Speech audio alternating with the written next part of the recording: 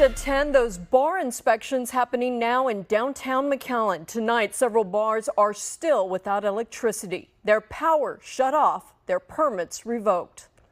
Thank you for joining us at 10. I'm Christine Galvan. All of this is a part of a crackdown on underage drinking. Santiago Caicedo visited one bar to see how they are following the rules. On 17th Street in McAllen, It's even setting up our front. the owner of the Flying Walrus, James Alexander, and his staff are getting ready for the Friday night crowd. But he makes one thing very clear. Here at the Flying Walrus, all of our permits are up to date. Other businesses along the street didn't have their permits up to date, the city says. It's why they cut power to 20 bars. They reportedly lack a certificate of occupancy permit. They were open to the public without the city officially knowing about it. What do you think about the power being shut off? Were you expecting that? Was that a surprise to you? That was a little bit Because you're not shocking. impacted. That was a little bit shocking. Alexander didn't have his power cut, but he was cited 2 weeks ago for not following the rules for a special use permit. That's the permit needed to open a business in and around 17th Street. Of the What did they UV cite marker. you for? At the end of it, they cited us for not using the UV marker. Okay. We were marking our minors at the time. Alexander says his staff was using a black marker instead. He was also cited for not using an age verification device on IDs. He claims staff was checking IDs, just without the device. I wanted to see for myself how the Flying Walrus is following city code. So right now I'm going to do the experiment and I'm going to give the security guard my driver's license to check my age. And in the event that I were under 21, he would mark my hand.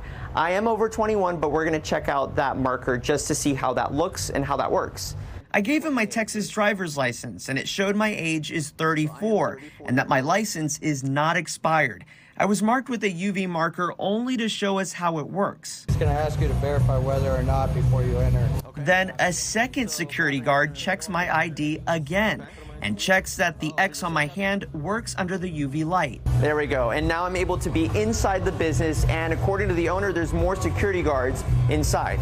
Inside, Alexander pointed to where he has security cameras placed in all directions, including hallways and outside.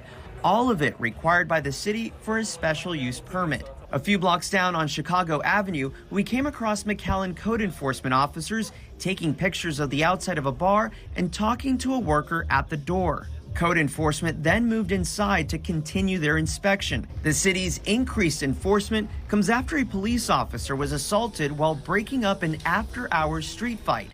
The two people arrested for their alleged involvement are both teens. One thing is for sure, that kids should not be drinking. Karen Diaz came out to see a concert at Cine El Rey, but found the doors locked and the lights off.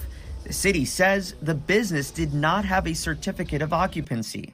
We didn't even know. We just were like, oh, how are they gonna make us all fit? A sign on the door showed the concert was moved a block over at another bar. Back at the Flying Walrus, its owner wonders why it took a police officer to be assaulted for the city to begin cracking down. It goes without saying and without a doubt that the job was not done adequately for at least the last decade. The city manager told me he is looking to meet with property and business owners to discuss solutions. In downtown McAllen, Santiago Caicedo, Channel 5 News.